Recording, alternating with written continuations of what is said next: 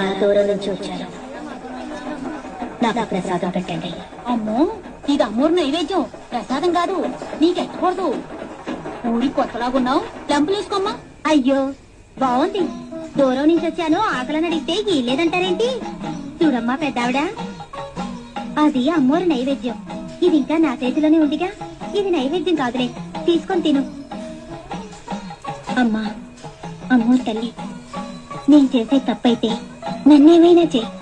ఈ ఊరి జనం చావు మహమ్మారి నోట్లో పడిపోకుండా చల్లగా రక్షించి కాపాడు తల్లి.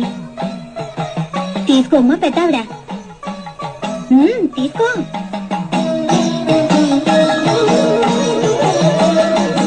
నువ్వు నాకు పెట్టిన ఈ పిడికిడ వెతుకులే ఈ ఊరిని